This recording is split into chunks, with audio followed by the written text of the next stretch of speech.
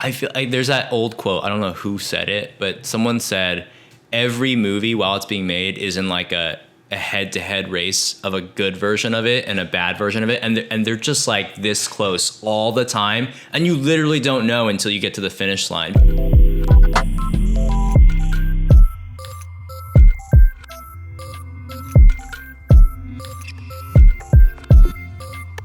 Great. Yeah. Well, thanks for having me over so much. Yeah. I mean, this is cool. Thanks for coming by and bringing all this stuff. And Yeah. So we were saying before, we met online like back in 2017. Yeah. So it's been like a whole 5 years.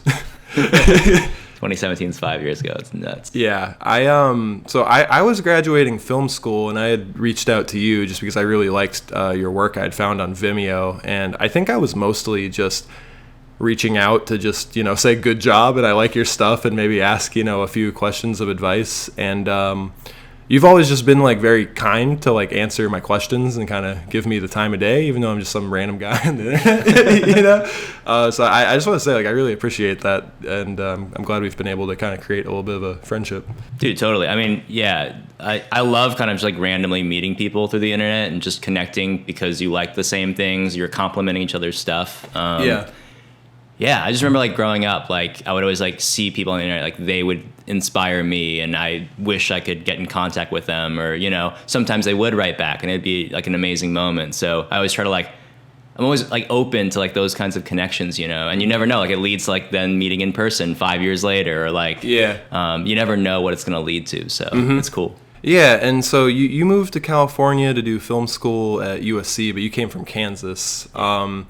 Did you have like a lot of filmmaking friends in Kansas, or was it something that you didn't even really start doing until you went to college?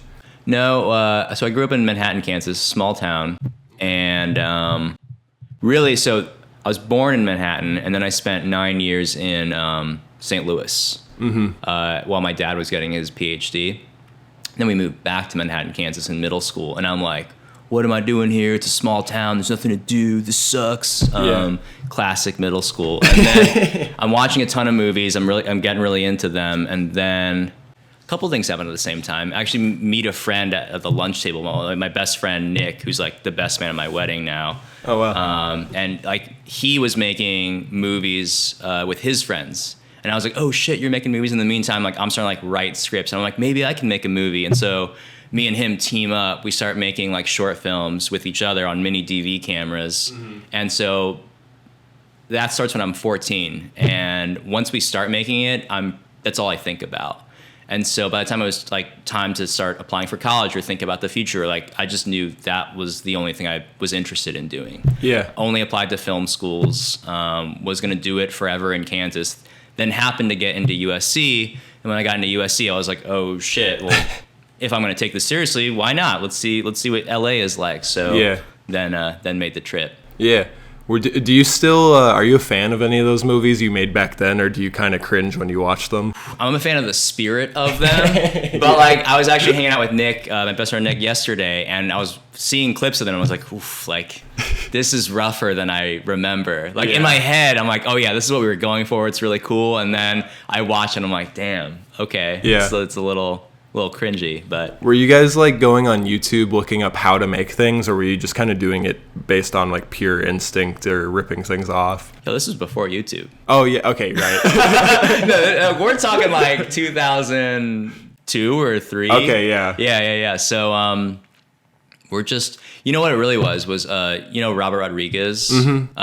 He wrote that book Rebel Without a Crew. Yeah. That was our like film school. Okay.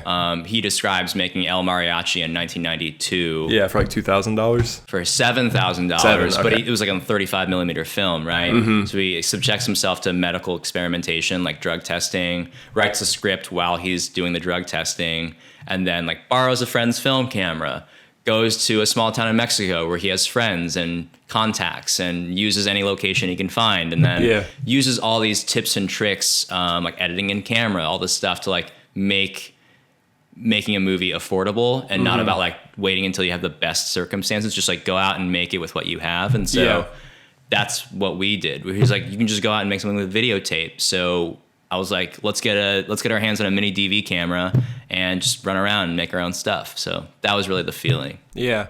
When yeah, I feel like when everybody starts making movies, they kind of have to approach it in a little bit of like a home movie sense, you know, like making things themselves, filming only exactly what they need, you know, like not, especially when you're doing it on film. Yeah. Yeah. When you started working in like bigger and bigger productions with like more full crews and more budgets and things like that, how did you find that transition? Because it is a bit of a mindset shift. It is. It took a long time. So like, let's say there was 4 years of film school. Mm-hmm. For a lot of those 4 years, I was still kind of in my run and gun, do it all yourself. I don't really know how to delegate or communicate what I want to like a crew of people. Yeah. And so it was very just like, I'm doing everything. I'm directing and holding the camera. And sometimes I can talk to actors, and I'm slowly learning how to do that. And then I happened to like get into this one class where like you direct like a crew of 10. And that was really just like a crash course. I'm like, okay, can you actually communicate? And the answer was like, it is all right. Like, it's not a film that I'm like, yo, everyone watch this film. But it was a awesome learning experience. I like met a lot of great people and just started learning how to like move the apparatus of the crew. Because it is different from just running and gunning yourself. And like one thing that would take you 5 seconds to do on instinct, you now have to like guide a group of people to do. And if the truck is parked in the middle of that shot, like now you have like a 30-minute problem on your hands at least, right? Mm-hmm. So it definitely is an adjustment. It took me years to make it. Like after film school, working on more projects, dipping my toes into larger crews, crewing myself, I actually think was a big part of it, is like being an AC, being a digital utility person, and just like being a part of the well-oiled machine helped me like understand like, okay, this is how orders get transferred down, and this is how it all like runs in an organized way. Yeah.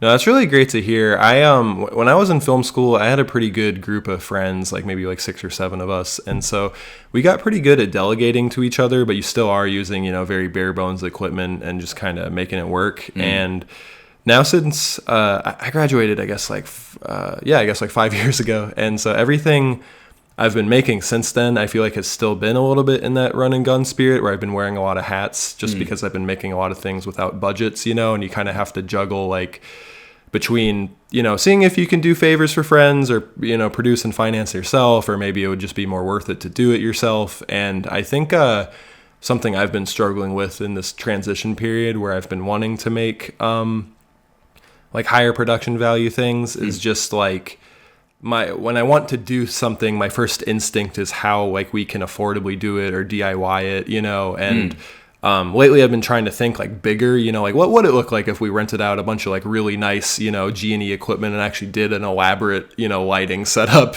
And so that's where I've been trying to actually cross into, you know, hiring a bit more crew and renting out more stuff and actually like really going for it with more elaborate things, because I think you can accomplish a lot with, you know, a few lights and a camera and make it look really simple, but it certainly gets a lot more complicated when you're doing everything yourself. It can be exhausting. It makes the schedule longer because like one guy has to do everything, you know? Yeah. And so that's I feel like I've been in a bit of that transition recently. Right. I mean, I think the other thing to think about too is, I mean, sometimes I would see crews in college or at that student level.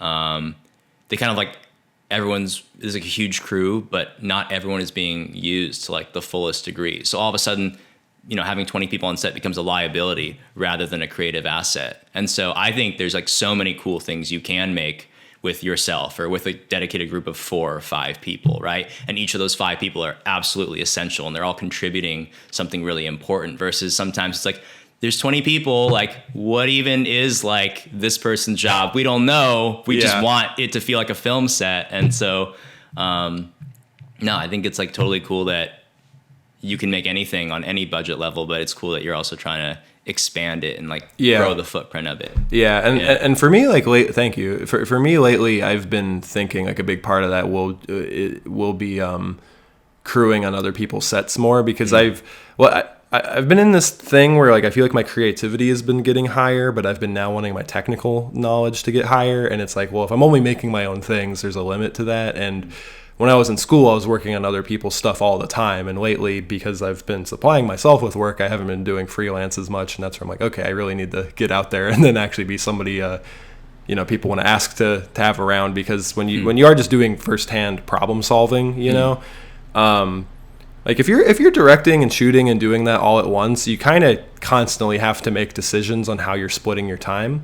But I feel like when there's actually departments and people with dedicated jobs, if there's like some camera malfunction, it's like you and the first AC can like actually like figure out like what's going on, and you don't have like an actor staring at you while you're doing it. Yeah, exactly. Yeah. I mean, there are things that having that delegation affords you, right? That you have more like, okay, I know the crew will take care of that. So now I'm just going to think about the next thing that I can contribute. And like, seeing so many crews, first of all, I think it's like a great idea to like crew.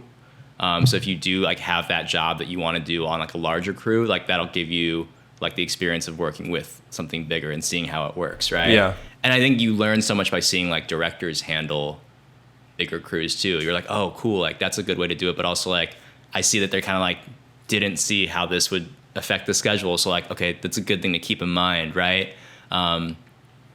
Yeah, I think it's great. I think it's a great idea to crew for sure. You and like when I think of you as a filmmaker, I mostly think director. But we were saying before that I think I found you maybe through a cinematography reel, and you were saying around school you mostly did cinematography, right? Yeah. Do you get equally artistic gratification between the two, or do you feel like directing is kind of your main thing now, or do you miss camera? That's a good question. I feel like everyone kind of has their first entry point, like what makes them interested in film, right? And for me, it kind of was like, what does the camera do? What is the point of view of a shot? Obviously, the acting and the story and all that stuff is super important.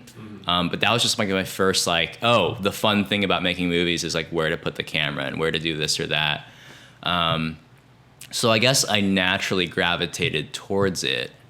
And then I think when you're starting out, you're just directing your own stuff. So you are the director, like kind of by default. And then for a while after graduating, I was like professionally paid to do cinematography because that was kind of like a skill set I had. And I didn't have like money to fund my own directing projects.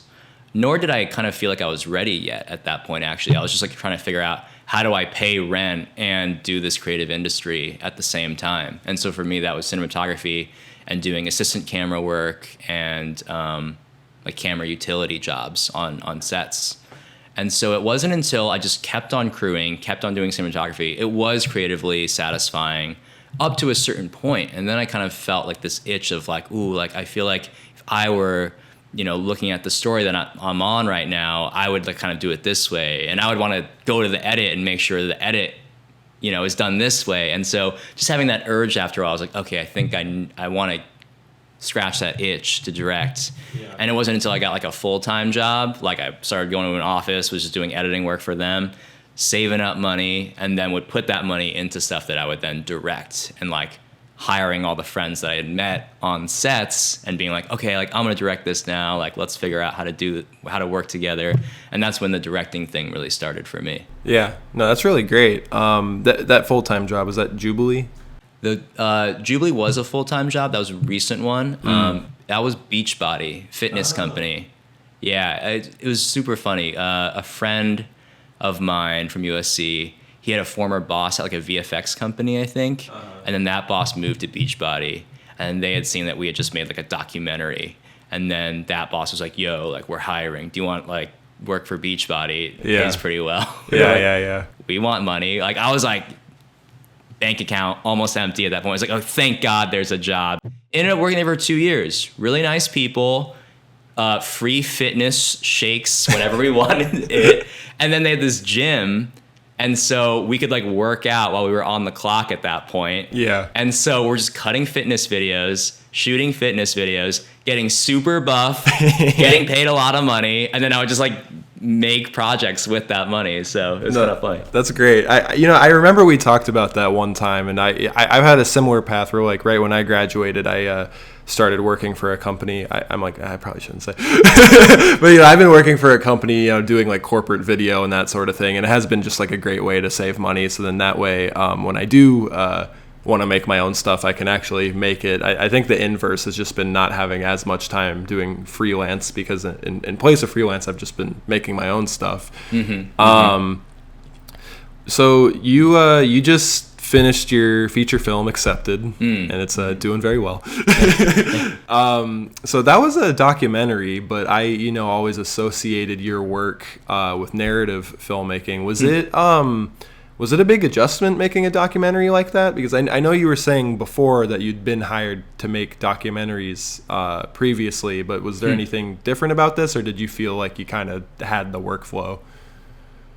I don't think I had the workflow down. What happened was I had been a cinematographer on a few documentaries, and I'd seen how those directors did it. And then this company, Jubilee, hired me as a freelancer to direct a short documentary for them. And that was kind of like my first time being like, okay, like I'm directing a documentary in a professional sense. And then I joined Jubilee as a full-time director because I was splitting my time between cinematography and directing, and I want to kind of just dive into pure directing if I could. And Jubilee was hiring full-time staff directors for their YouTube channel. And I liked them, and I really liked their ethos. So I was like, hell yeah, let me dive into this. So I joined them as a full-time director. I'm making the YouTube stuff, and then they hear about the school in Louisiana that they're interested in kind of making a longer documentary project about, and they ask me, hey, like, you have experience in this space. If we were to do this, would you potentially be interested in directing it? And so I said, like, yeah, absolutely. Partially because, it's like a opportunity, right? But then also because it was a coming of age story. It was a coming of age story about outsiders, young people, gunning for a big, ambitious goal. And so that appealed to me. Yeah, your narrative short film work I associate with being coming of age stuff, so that makes sense. I really like slice of life movies and just movies about people, so that I can totally see why that would gravitate to you. So yeah, just to talk about like the synopsis of the movie a little bit. So it's TM, Landry, and Louisiana, correct? And it's like kind of a small independent school, but they were making a lot of viral videos and national headlines that every single one of their high school graduates went to college, and 30% of them had gone to Ivy League. And those were the viral videos of the kids, freaking out that they're getting into Harvard and so on and so on. So when you guys went over there, was it with the initiative of just sort of seeing how the school worked, or what it was like to be a student there, or investigating why they were so successful? Like, did you have a main mission? All of that was kind of what we were interested in. I think the main thing we were kind of imagining it as was this school is famous. It's sending its kids to Ivy Leagues, a lot of its graduates to Ivy Leagues. Let's follow the next class of students through their senior year of high school as they apply to college. What are their hopes? What are their dreams? What are their insecurities that they're working through? And so it was always going to be kind of a character-driven story that follows the next class of students. And in that regard, the movie ended up being exactly that. The story that unfolded while we were there happened to be a very unexpected for us story. Yeah. Are we okay to talk about that, or is it kind of? It's in the official synopsis. Okay, so, good. Yeah. So essentially, the main teacher or even head of the school, his name was Mike Landry, correct? Right. Yeah, there wound up being a pretty damning New York Times article that his practices were verging on abusive, and he had put his hands on students and had yelled at them a lot, and there was reports of a lot of students maybe not even actually learning all that much. And one of the main reasons the kids were getting into these Ivy League schools was because of forged documents, or at least stretching the truth a bit. So the narrative of the film kind of took this unexpected turn of looking at the school almost as what the hell's going on here, rather than this success story. Did I have that right? I mean, that did end up happening in the middle of the school year, exactly. Yeah. So yeah, we started filming with the students. They're kind of the school is kind of hot off the media attention. There's a lot of momentum and energy, and we follow the students through their journey, but also kind of parallel to that, you're also seeing glimpses of us, the filmmakers, being introduced to the students, getting to spend time at the school, and then we made sure to just include little moments of like us shaking hands with Mike Landry because we are very excited about what he's doing. We're asking questions here and there, just not to insert ourselves to be like, hey, look at us, but almost to be like, to be transparent about it. Because a lot of news coverage was happening, and it felt kind of like, okay, they're like, here's the school, here's the story, and we buttoned it up, and that's all you need to know.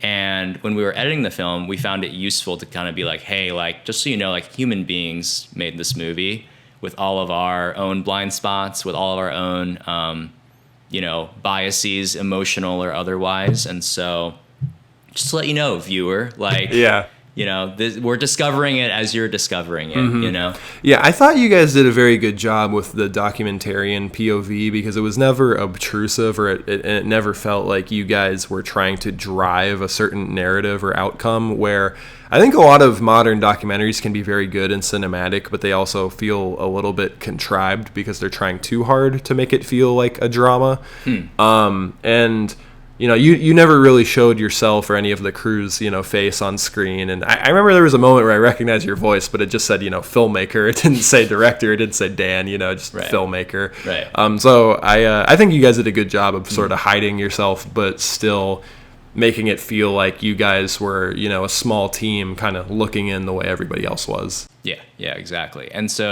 I think also important, like, the movie is very complicated. It does get into issues of like fairness and college admissions and what's right, what's wrong, what's justified and what's not.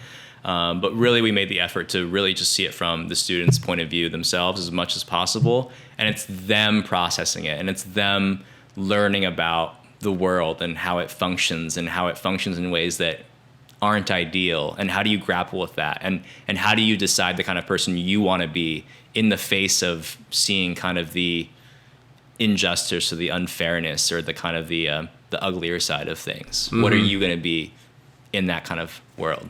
Yeah, and I thought it was really interesting because, the movie touched on Mike kind of filling out the forms a certain way so that they could kind of have like almost a miracle case for, why this pitiable young student should, be this success story at this Ivy League school. But then you guys juxtaposed it with the news of the college admission scandals with all the famous people who had kind of bribed their students' way into it. And I remember, I don't remember if it was like Lori Loughlin or who, but one of these actresses, there was like a interview with their daughter, and she was just like, I don't even care about school. And the thing that always strikes me about, these people who've gone to great lengths to sort of cheat their students into these Ivy League schools is like they still have to go to class and like perform, and like that's like the whole main, like the getting there is one battle, but then once you're there, it's like, what do you want to do with your life and who do you want to be? Yeah, totally. And I just think the thing that struck me about that interview, I believe it was Olivia Jade doing like a vlog. Like, it wasn't even an interview. She was just vlogging to her followers on YouTube. Yeah. Like, if I think about her and her life and where she comes from, like, I get where her mindset comes from. And I almost think like, well, you don't kind of need school. So when you say like, I don't care about school, it's like, I get it. Because you could go out and be an influencer right now. You don't need a college degree to do that. And you have parents and you have connections.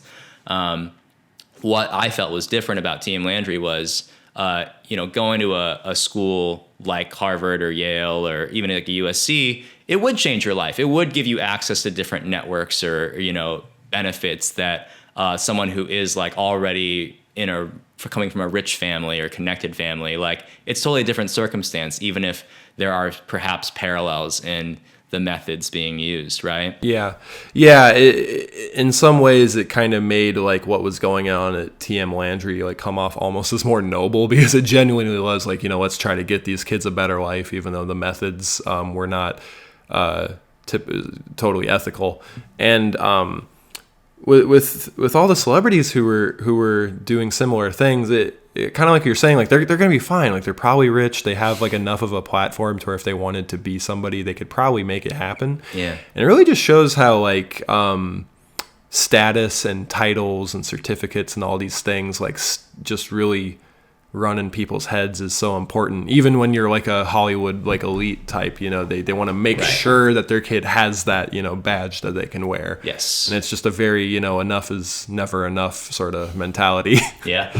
Yeah. It's like, I can let them inherit millions of dollars, but, you know, I'm still worried about them having a good life. Yeah. I want to make sure they have a degree because, you know, I want to make sure other people think about them a certain way, right? Yeah. Were you guys like pretty nervous and intimidated returning to the school once you learned the news of what was going on there? Because you had, you know, private conversations with Mike, and he seemed like a pretty charismatic guy, and now you're kind of going into like, just, you realize you're entering a different place than you thought you were last week, right? Yeah. Well, it was definitely like, our relationship with him was definitely always changing, always evolving. It was really tense at times. What happened first was we had no idea about these allegations at first. We come to the school, we're very curious, we're very open. I felt like after our like second or our third trip there, things started getting tense. One of the students we had been following and like had been interviewed and were kind of following along with, they left the school. And so we were kind of just asking like, oh, what happened to her? Like, why did she leave? You know, and we were hearing various things from different students. And then Mike would start to be like, hey, like, why are you asking about her? Like, why are you asking that question? We're kind of like, well, no, we don't mean anything bad about you. We were just like, is the pressure too much? Like, we're just invested in her as a person, what her journey is. And so already then it was kind of like, he's very savvy about how media can portray his school, and it had been very positive. And so I feel like he was already on guard about like, what are you guys doing? Why would you ask if this thing is happening? And it's interesting because we are not trying to do anything negative per se, but we do want to be truthful to, if there is a difficulty of attending a place like this, just being a kid, like going through this process, it is going to be difficult. We want to be true to that too. So you know, we're not here to make a propaganda piece in favor of the school either, right? So what is our relationship to Mike in that regard? Things got really tense there. We actually ended up showing him a trailer that we had like made from like early footage, just to let you know, this is the tone of what we're trying to make. Like, and then he saw it and he was like, oh, okay, cool, I get it. Like, I'm okay. But then unbeknownst to us, other production companies start talking to him. Oh. And they're like, hey, are you getting paid? And he's like, oh, no. And then they're like, oh, well, we can offer that if you would like that. And so what happens almost at the same time is he signs with another production company because they're offering him money. At the same time, we had made friends and contacts with the people we'd been following. Some of them leave the school and say, hey, we don't want to be a part of your documentary anymore, but the next time you're in town, we would love to meet up and tell you why. And so while we're learning that Mike is like, hey, this thing is done, I don't want to talk to you guys anymore, I'm working with these people now, we meet with some of the former teachers of the school, and they tell us what would later be outlined in the New York Times article. At that point, we go, oh, shit. Holy fuck, how can we help? We actually put the documentary on the shelf. We stop it because we're like, well, first of all, I don't feel like it's going to do anything productive at this point. Just how can we help? Can we help put you in contact with anyone? And they were like, no, we're already talking to people. Like, we'll let you know. And that's what ultimately ended up becoming the New York Times article, like a month or two later. After it comes out, the people we had met start leaving the school. They start doing different things, and they start asking us, hey, are you guys still working on this project? And at that point, we realized, okay, if there's anything useful we can do, if we can shed a light on what the people we've met, what they want to say about this story, then we can be useful. Then we can come back and finish this project and put it out there and have it still be the story of these kids' school year. So at that point, we come back, and then we got to talk to Mike again because we have to see how he's doing, see what his side of the story is. And yeah, like, we're shitting our pants before we walk into the school and try to talk to him because he's a very charismatic, but also, you know, just a very like strong personality that, you know, we want to respect, but also be careful and be objective and all of that at the same time. So yeah, well, it's nerve-wracking as a filmmaker. Yeah, I bet. I think that's very striking that you guys were ethical enough to even just be mostly concerned with helping rather than, you know, thinking like, oh, we struck gold. This documentary is going to be really dramatic now, because I remember taking a documentary class in film school, and almost every single student who was showing their documentary to the class struggled where they didn't totally have a documentary on their hands so much as they had just interviewed someone. And our teacher was like, this is an interview. And well, they were like, well, and like what I think got all of our heads scratching is like a documentary typically like follows a story. If you're recanting something from the past, then you already kind of have an outline written out for you in a sense. But if you're telling something in the present, it's like while you're doing it, you don't know if like plot points are going to happen. You're kind of just trying to show what's going on. And so you have interviews and B-roll, but it's like, what else can you have? And so you guys already had a story on your hand with how just successful the school was. And then when it takes that turn, just as like a film viewer, it becomes all the more interesting, but it is, real people and real lives. So the fact that you guys were just thinking, how can we help, rather than like, oh my God, yes, this is great. Like, I think that's really great. And I remember there's a scene in the film where you guys show up to the graduation ceremony and he kind of turns you guys down. Is that what you were discussing, where you guys had shown up for the first time in a while, or? That wasn't the first time we had shown up, but we had been talking with him, like kind of post New York Times here and there, kind of being like, hey, any chance you want to talk to us, do an interview? He would say, no, I'm working with this other company now. I don't want to talk to you guys anymore. We're like, okay, respect that. And then we felt like the graduation would be a more kind of public kind of thing. We had heard that like, there may be press invited. Obviously that was wrong. But we ended up going there hoping that we could just kind of in goodwill show like, hey, the school's continuing, these students are graduating, they're going off and doing great things, and what is that, what do you think about that? Like, is it great that that's happening? Is it strange that that's happening? So that was our goal of being there at the graduation, kind of like, hey, like they're continuing, this is a good thing for these students, right? But obviously I also see it from his point of view. They're like, well, what are you guys doing? Is this going to be negative? Are you trying to like take us down? I see that. There's a scene that's not in the film. It happens right before the camera that I'm holding. I'm about to enter into the building. I'm following one of the students, and then I put it down. And a mom who's standing at the front entrance, who's a mom of one of the students at TM Landry, she and I start talking. She's like, hey, like, I don't like you guys being here. I don't appreciate it when people from cities come to our town, tell us how we should raise our kids. My daughter's there right now. She's doing great. They're a great school. And like, we don't appreciate that. And I totally get where she's coming from. Like, if I were in her shoes, I would not want people judging what I'm doing. I think the only difference was like, we weren't trying to judge. We were simply trying to witness it as it's unfolding in like the most open and curious way possible. And if a viewer or we feel a certain way about it, okay, there may be strong emotions, positive or negative, but I think that really comes across when you're watching it. And I think the one thing is like, when people are there in real life, in real time, they don't know how you're going to be perceived, and it's like everybody has like a camera on their phone now. So it's like everybody is kind of used to the idea that like content could be being made like around any corner, and you could be being filmed in public, and you don't really know what the framing is going to be. And so you guys were making what I thought to be a very ethical and unbiased documentary that was really just showing events as they were happening. But yeah, if you were a parent, it's like, even at like a normal school, it's like, don't film my kid at high school. Yeah, what are you doing here?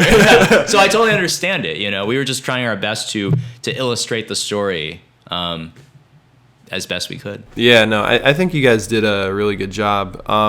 What sort of camera were you using? Because I imagine it had to be somewhat, lightweight and mobile, so you're not drawing too much attention to yourself, right? Yeah, it kind of depended. When we were kind of in the school and we kind of had the full cooperation of the school, sometimes we would come in on bigger days with bigger cameras that could shoot for longer, like a Sony FS7 or something. But for most of the documentary, we were shooting on like a tiny A7S II. Oh, okay.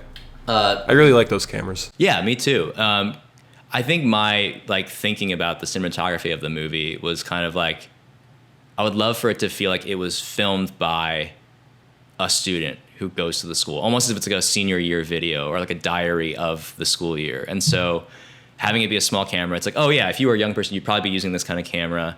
And if you happen to be filming with someone, this kind of camera doesn't change the vibe as much as this kind of camera, as much as this kind of camera. So a lot of these scenes where we're hanging out with their friends or we're hanging out with them in their room and they're giving us an interview, we wanted to keep it small just to keep it like, hey, like it's not about us. You know, we're just here to hang out and be someone that you can bounce off of and talk to. How did you guys do audio? I thought that everybody's speaking always sounded, you know, very crystal clear. And I thought that it would make sense that, you know, perhaps you had put a mic on Mike and maybe other people in the room were just being picked up by that, you know, because I didn't imagine you guys were, you know, miking or booming, you know, all these students. Is that pretty much all you did? While we were at the school, a lot of times the lavalier microphone, we would give Mike a lavalier microphone that he would wear for most of the day. And then, like we would try to pick up other dialogue with like the on-camera mic, or we also had a boom operator sometimes. So the boom operator would then capture whoever happened to be speaking at that moment. And then, I mean, there were even some scenes where there were no labs and it was just the on-camera microphone. There's a scene towards the end where Alicia looks at the colleges that have center letters. Mm-hmm. That's just an onboard A7S2 mic. And just being pretty close, like this far away. Yeah, and I remember with that camera, the in-camera, like the levels at least are pretty good. You know, the quality might be something else. And then we have a great like post-production team that cleans it all up. Yeah, that does a lot too. Yeah. No, I just thought that was really impressive. I mean, because the production value was really good, but I just figured that it probably was a little bit more consumer cameras and kind of basic audio, and that's where I was, you know, just really impressed at how it had turned out. How was it just filming people and wanting to be out of the way? Because a lot of times when I see documentaries like this that are very just natural with real people, but for lack of better words, you know, the performances are really good. The way people are coming across is very natural. I'm always surprised at how little people are like constantly looking at the lens or being distracted by a camera crew, you know, because I've filmed with people who aren't actors many times, and a lot of time it can be a very nerve-wracking thing. They tighten up even though they're very comfortable normally. So how is that process, just getting people to be, you know, normal in themselves? Well, one thing I would want to say is like this school was very camera ready. Mike had, you know, invited me to the school a lot, and so I feel like more so than the average high school student, they were probably like, okay, I've seen a camera before. I feel at least more comfortable with it than the average kid that age may be. On top of that, though, one thing that we try to do as filmmakers is, I guess when I think about documentary, when I think about, you know, where to be as the camera person or where to place it, I just think like, well, okay, what if you just walked into a room and you just had to like stand somewhere or sit somewhere? Or if you were talking to somebody, where would they sit and where would you sit? Okay, just do that, and now put the camera on. You know what I mean? Like almost just like, you're just another person here. Don't pretend like you're either like some omniscient god or this person that shouldn't be there. Just like try to just find the middle ground of like, okay, where would you sit? Where would I sit? Great, this is where we'll be now, you know? Yeah, no, that makes a lot of sense. And then also then you just have a very natural, you know, vantage point in the visual point of view. Makes a lot of sense. Yeah, because you're a person and you have social awareness. Like if you were to go to a party, I stand here, I'm gonna sit here, I'm gonna move here. Just do that with a camera. And now it feels like a person's there. The whole school looked like it was just like a big like warehouse room. Is that essentially what it was? Yeah, you walk in and there's a few different rooms you can branch off into, and then you go to the back and there's just a giant open warehouse space where I assume it was kind of like a factory back in the day that it was a factory. Sorry, go ahead. No, I was finished. I was just going to say, if this was like a documentary series and you guys really made like some like 8-hour multi-part thing that was showing every facet, some of the stuff I had wanted to know more about was like exactly what their curriculum was and what they were learning, because something I was thinking about when you're talking about the mother, saying, my daughter's doing great and don't be too judgmental of this, is I actually thought that there was real merit to some of the ways that they were doing things, because you've always heard of, other countries having more trade school rates and vocational schools, and like sometimes there's these free learning things where kids don't have a strict syllabus and they can kind of like learn how they need to throughout the day. And there's been studies that actually can really work more intuitively to people's brains and how they learn. Yeah. And I felt like the movie had mostly depicted people doing whiteboard math, and I remember it had even depicted like a younger child doing math where like every single facet of it was like variables. There's like no numbers even in the math problem, Yeah. And I wasn't sure if the film was conveying that younger students were doing very high level stuff, or if some of the stuff they were being taught was actually just kind of nonsense and it was being disguised as sophisticated. What did you make of what they were actually learning day to day? What did we take? It was hard for us to decipher sometimes, because while we're there all day, we're also trying to follow like different people all over the building. And so I actually, if I were to think about it now, I don't think we ever stayed with one student or one person throughout the entire day. And so I think we mainly thought of it more as kind of a character and emotions driven piece. How is this person feeling today?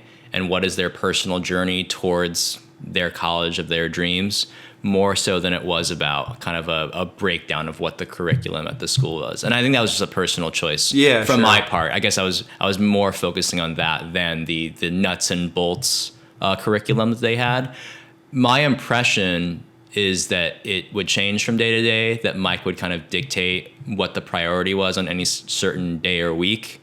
And that also the students that were applying to college, that they spent a lot of time practicing and learning about the ACT, because that was something they would always like take as many times as possible to get the best grade possible, because that's not something you can fake. You have to literally get the ACT score for it to show up in your transcript. And then about the younger students, what we had heard from parents was that their younger students were not priorities at the school, that the priority was mainly on the kids going to college. They had preparation from other schools. They had transferred in with that background, and then they were being kind of put through the ACT boot camp and the motivational speaking kind of stylings. But that the younger kids would kind of be given, as much as could be afforded to them, but it didn't seem like they were a priority from what we had heard. But again, we were not there the whole time, so it's just my perspective on it. Yeah, for sure. No, that makes a lot of sense, because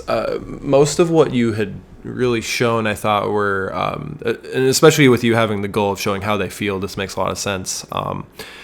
You had shown a lot of him giving these, very big, impassioned speeches, which could be very intense, very motivational. Sometimes things seemed like they were verging on a bit damaging, like... And that's where I was wondering, like when he says like, okay, break, where they would even run off to, if they were like going from this crazy speech about how like, you might die before you're 21, so you got to make something of yourself. I'm like, do they just go read The Grapes of Wrath after that? I was wondering how much standard stuff they were doing. And you guys had really depicted that they had, such a big focus on the ACT, because that was one of the most, tangible things you could do to get into a really good school. And I thought it was interesting how I feel like for my experience, public school in America, it was sort of about sure college, but I feel like a lot of our curriculum is based around the school's idea of making a well-rounded person. We're going to make you learn a second language, take English, take math, take science, and you have this very varied thing. So you have well-versed, people. And with this school, it was kind of all about like, we want you to change your life for the better and have amazing opportunities. And the thing standing between you and that is this test. So we're just going to make your school year focusing on this test and studying for it. And I wasn't there. I'm doing a bit of a oversimplification, but I thought it was very interesting that they had such a specific singular goal that they were sort of marching towards there. Yeah, I think it's a very practical way of looking at what the educational process is like. Maybe it's not a holistic way of looking at it. I myself am more partial to the idea that education is learning about the world, learning about yourself, and having that knowledge kind of be a platform for you to empower yourself into the things you want to do and what you can contribute to society. Mm-hmm. But I think one theme that runs through the movie, as we explore both this school and then what the students also learn about Varsity Blues and the college admission scandal is, have we gamified education to the point where it's more of a kind of ranking, like a way of ranking yourself to potential employers, a way of like ranking yourself in terms of social status that you get and what that social status allows you to do in terms of like what networks you have access to, how people think about you. Oh, you're a Harvard graduate. Okay, well, come to this hedge fund. Oh, you know the exact same level of math or economics, but you came from this college. Okay, well, maybe we don't care about you as much, right? So how much have we kind of already turned education into a game, and Mike Landry's just looking at the game and going, okay, I see what this is. That's what you want? Solvable. We're doing it, you know what I mean? Yeah. Versus maybe if you're in a more privileged position or you have more options, maybe you're thinking, oh no, you know what? It's really about like exploring things and learning. It's like, but maybe if you feel like you have less options, you're like, no, that's the game. We're going to win it. And then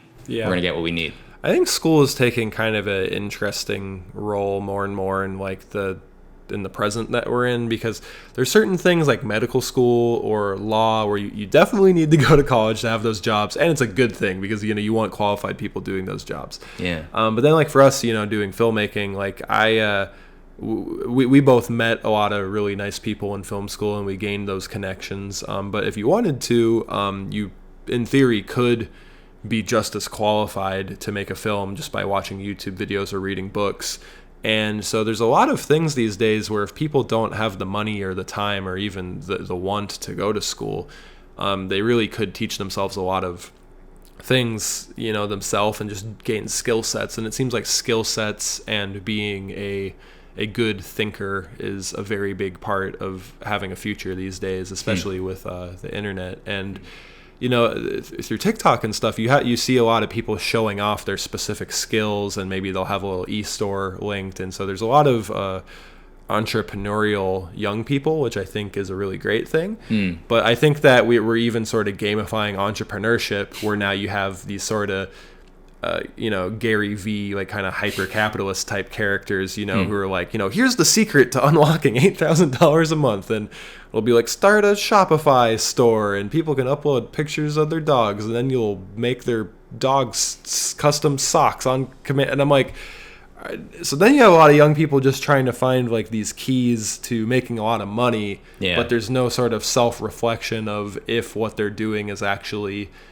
good for the world or even personally gratifying. And that's where I wonder, to all these young people who want to make money for money's sake, like what do you want to do with it and who do you want to be? And that's one reason I really connect with a lot of artists, because I find that a lot of artists make stuff because it's a form of self-expression, or they're kind of making stuff for the world or other people, and they have a purpose at the very least. And so it's kind of weird how we're putting a lot of young people into this new world where there are a lot of options, but there's also a lot of economic despair, and there's also a lot of routes being pitched to them that I don't think really has purpose or like, heart behind it per se. Yeah. I mean, I resonate a lot with what you just said.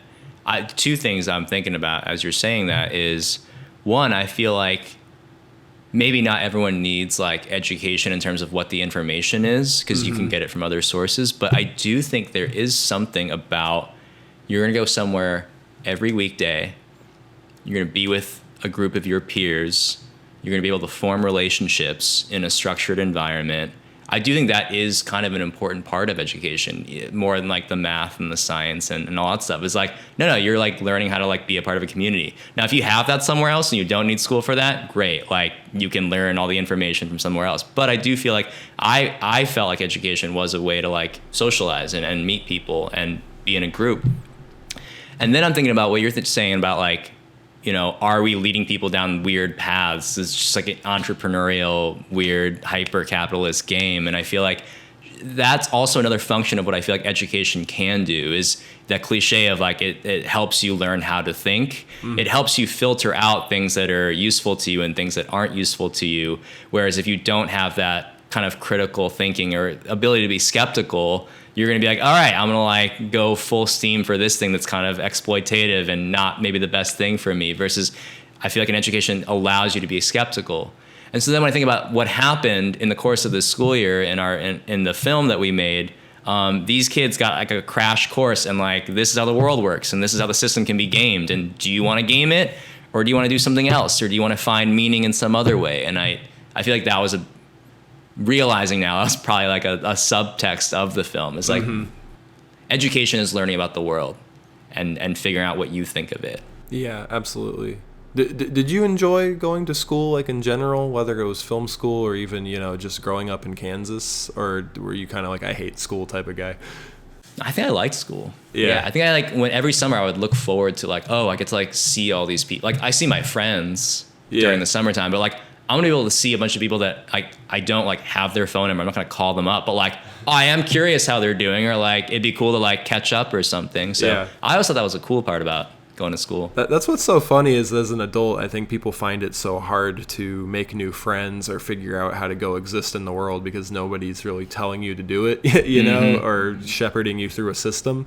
Yeah. And when you're younger, I think it's, very cliche to, say, I hate school, or I don't want to go there. And I think that's mostly wrapping around, the early wake up times and the stress of schoolwork. But actually being told to go to a place where all your favorite people are like 5 days a week, it's pretty good. Yeah. And like the rules are kind of made up and you're all kind of in a hopefully, safe environment. And yeah.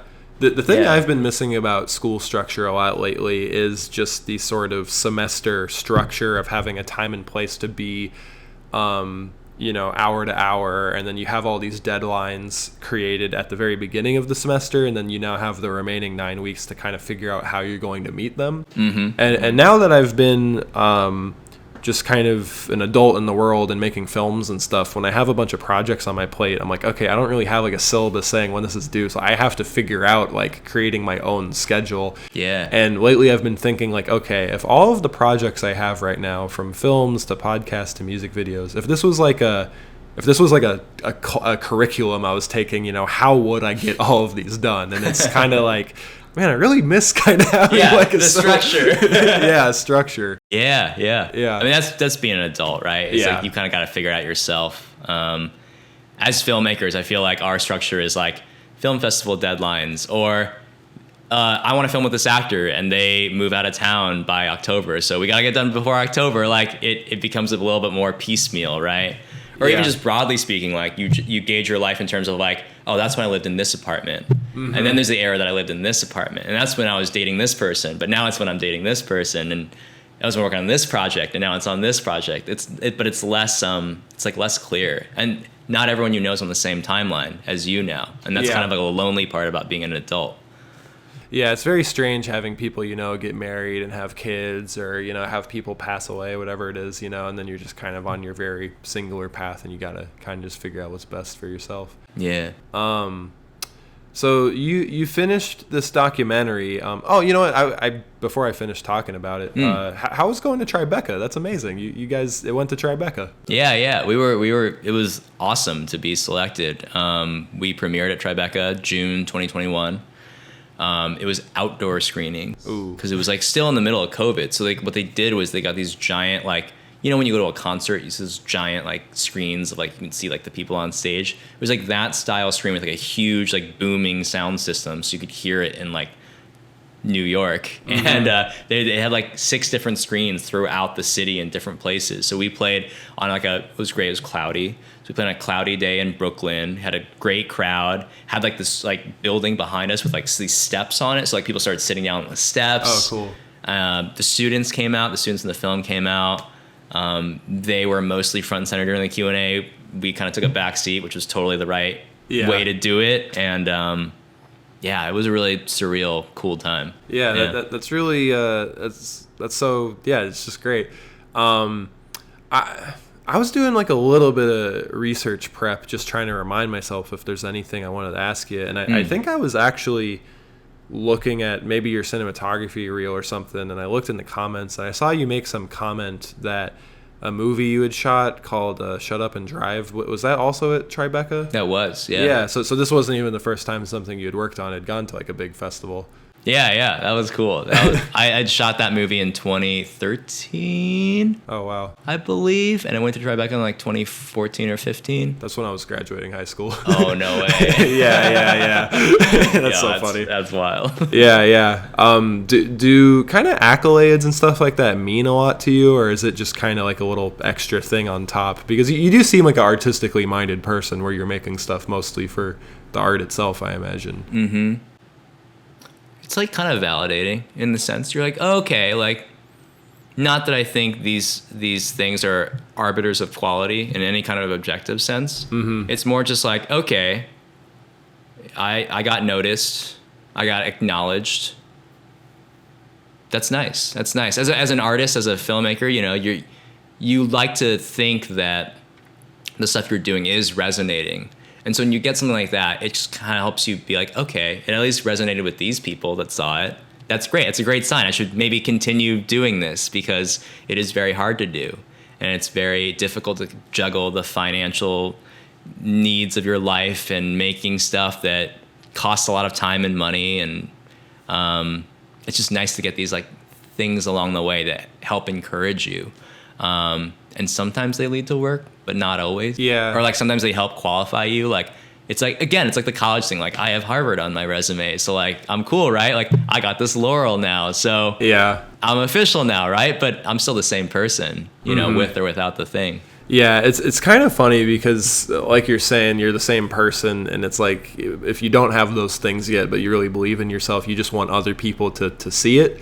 Yeah. And it can be frustrating, you know, maybe you're like not in like the cool kid group or whatever, but then it's also like, you know, what can these people who hold power, like how can they know, you know, that you're like worth investing in? And that's where, I don't know. I think about how in like art and the zeitgeist, like there'll be kind of formulas of making things. And that's why, you know, you can go years of seeing stuff that reminds you of itself, and then something really new and original happens. And then maybe that's what starts getting copied.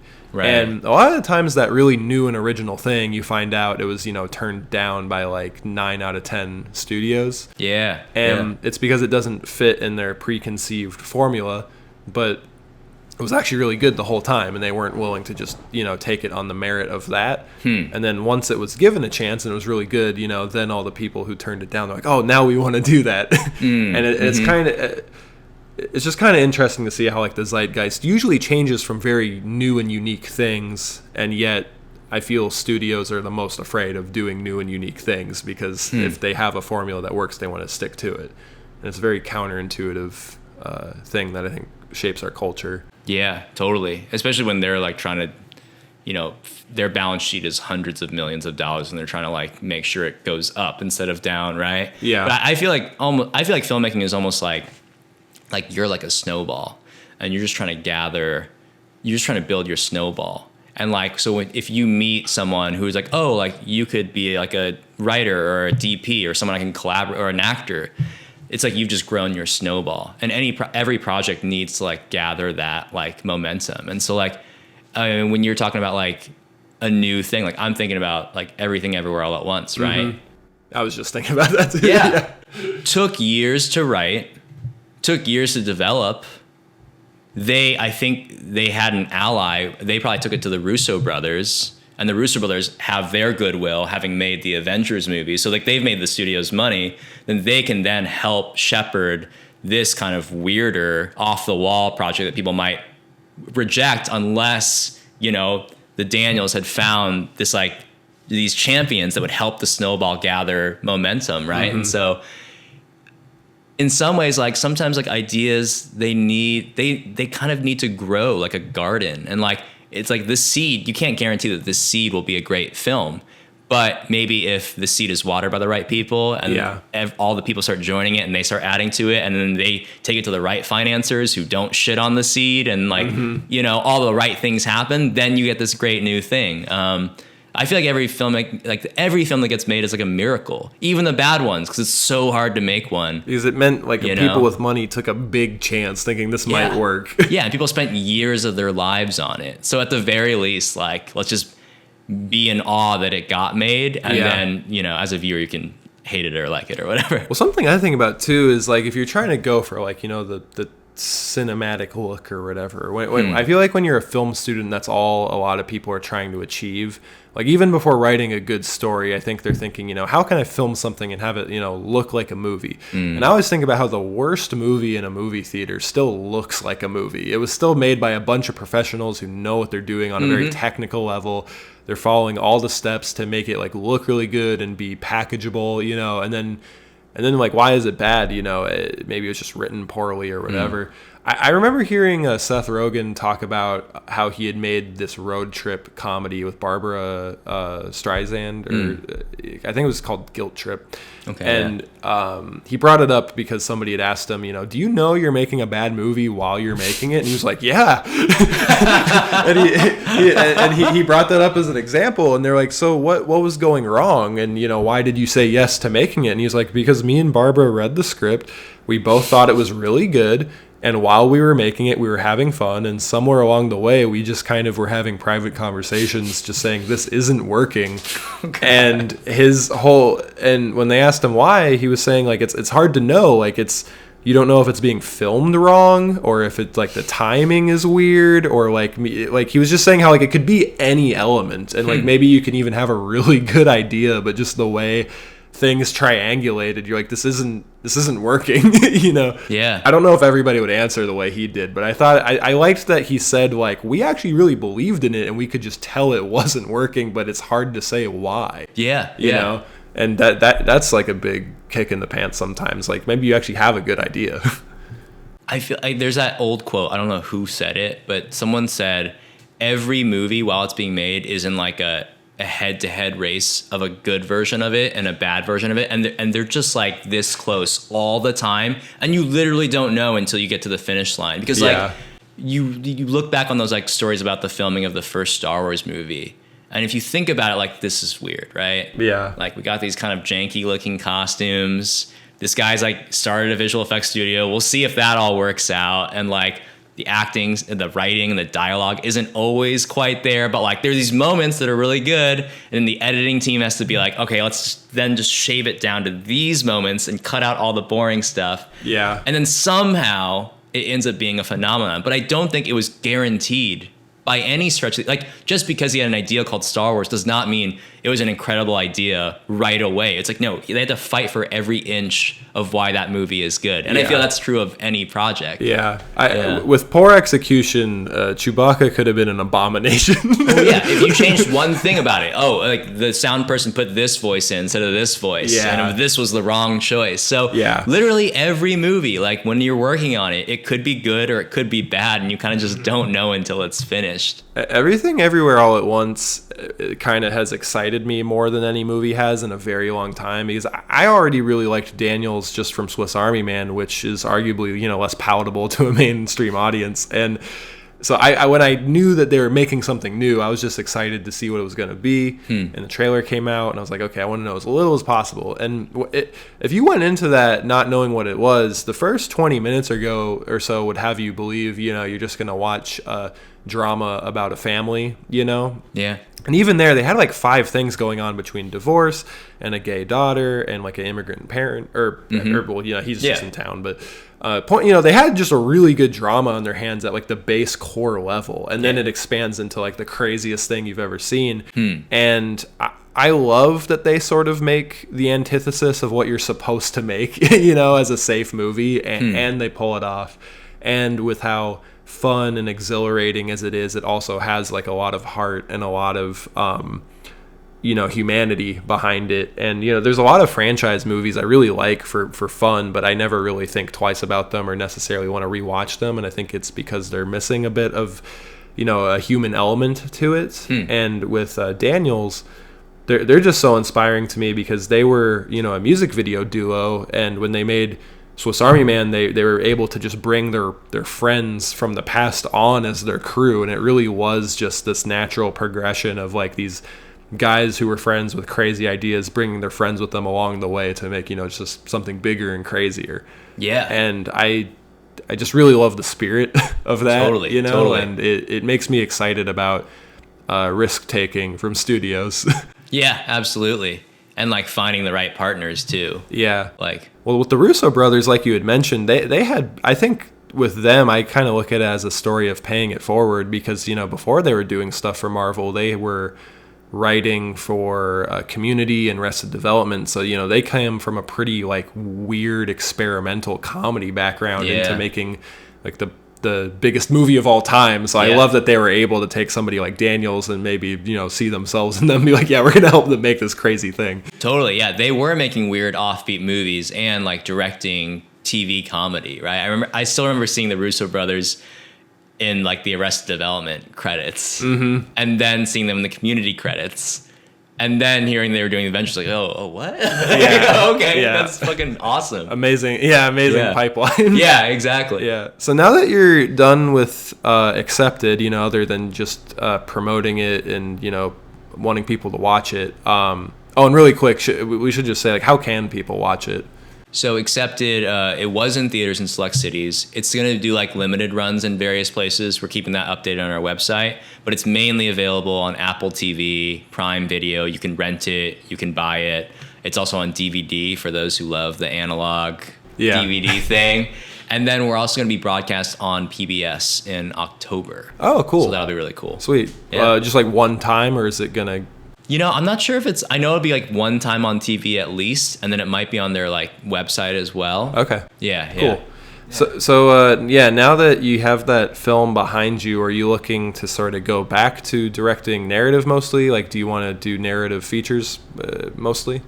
Yeah, I'm developing a few things at once, so it's I'm kind of open for whichever one of these things happens first. But I think my ideal situation would be doing a narrative feature next. I think it's a Rubicon that I have not crossed yet as a filmmaker.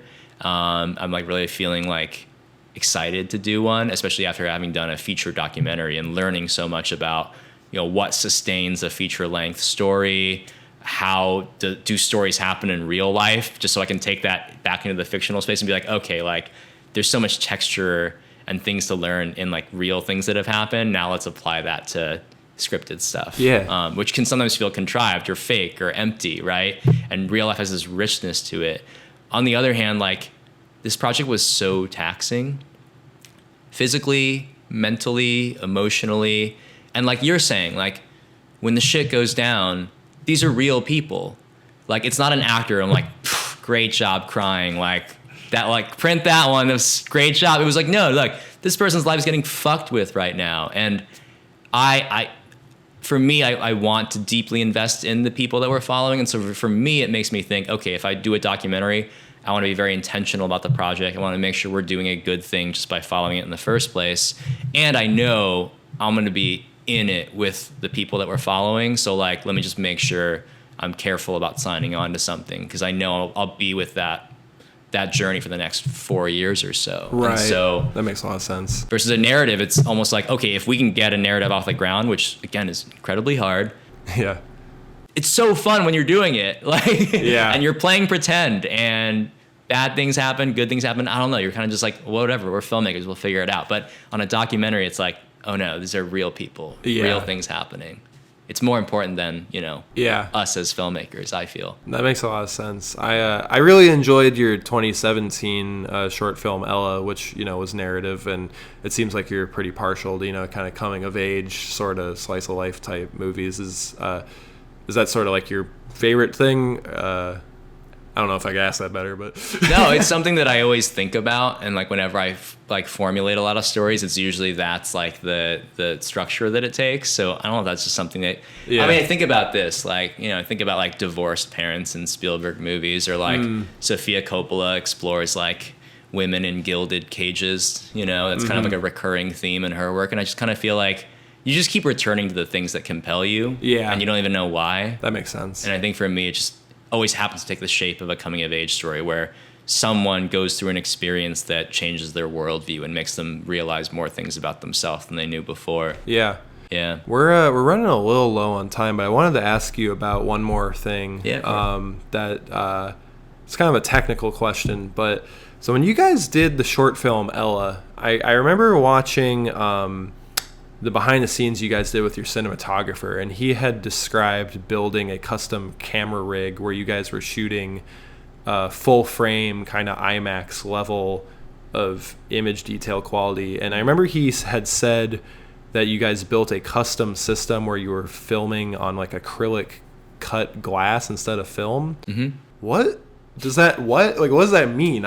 Because he said it so fast and doesn't explain. Like, what is that? I don't understand. Like, what did you guys do? You guys were filming on glass? What I don't understand. Yeah, I'm happy to answer that. Also, I feel like this is an example of like when you meet people you really love and respect as an artist. Like, so that's Philip Shum, the DP of Ella, that like they can elevate your thing. Like, I would have never thought of that. I would have never been able to imagine that and then pull it off in the way that he did. I don't know if anybody would. I don't understand what he did. But that's what's so cool about finding collaborators that you love and you get each other and you want to work with each other. Because I'm like, okay, like there's me not knowing how to do that and making Ella, and then there's Phillips bringing that vision to it, and it just like really makes it really special.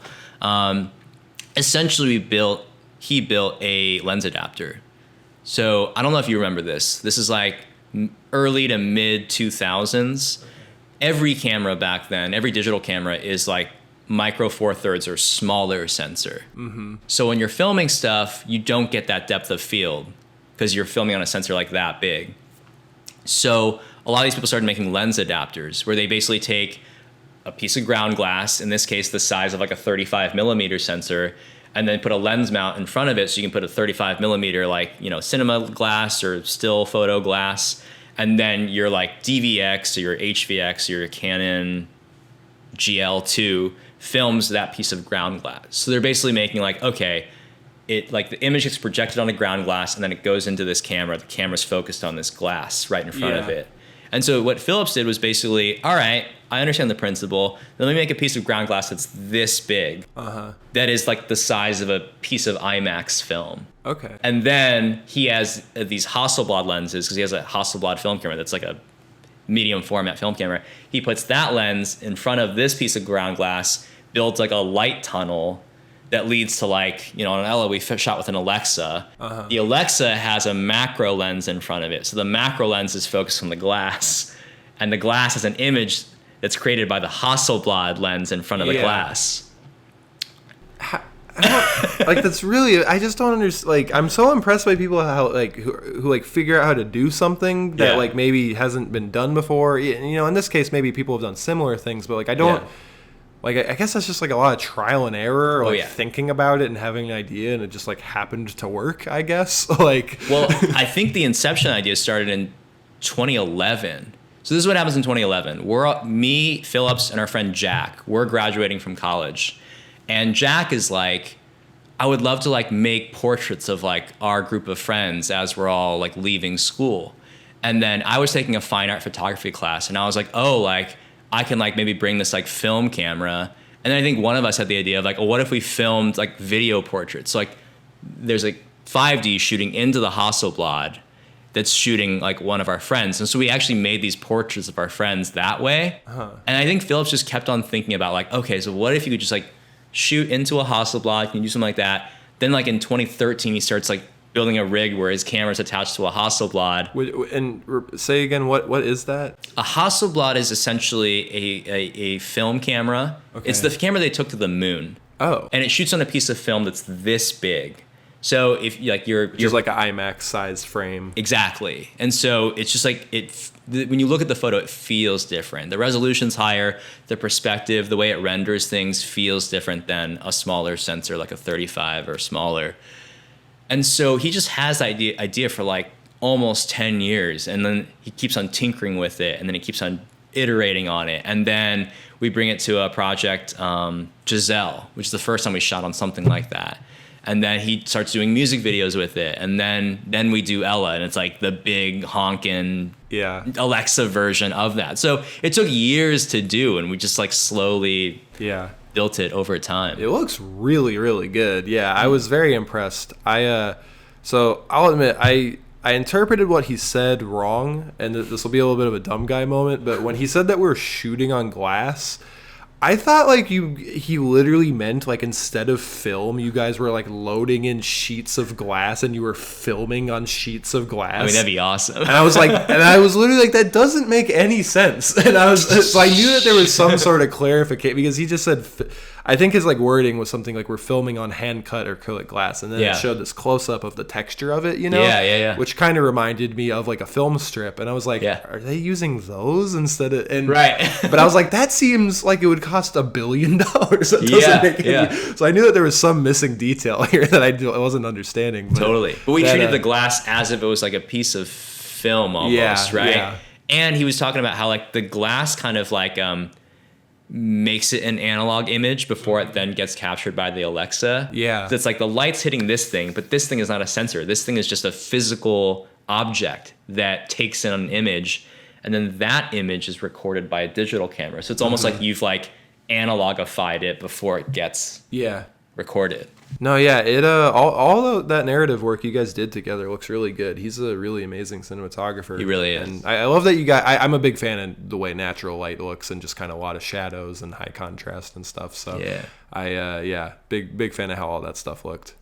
Yeah, it's 3:00, so we should probably wrap up here so I can start getting out of your hair. But thanks so much for just meeting with me and talking about all this stuff. I really just think that you're an amazing filmmaker and just a super nice guy, and you know, you're a young dude, and so I'm sure you have like a big filmmaking career ahead of you. And I'm just glad we've been able to become friends.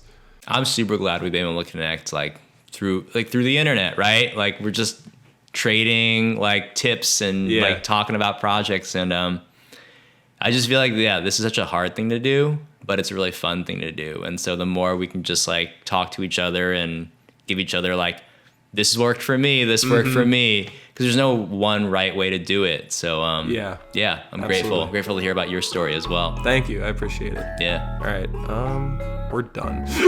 Sick. Wow. Cool. Thank you so Marathon much. talking sesh. Yeah, no, it went by quick. That was an hour 20 minutes. Whew. Yeah. How you feel? That was fun. Good. That was really fun. I'm glad. How do you feel? I feel great. That was really easy. I was telling her on the way here, I always get a bit nervous before doing these because, you know, you're filming yourself. You gotta ideally not have dead air and stuff. But I was like, Dan's great. I feel like we'll have stuff to talk about. How are you doing? He was saying that.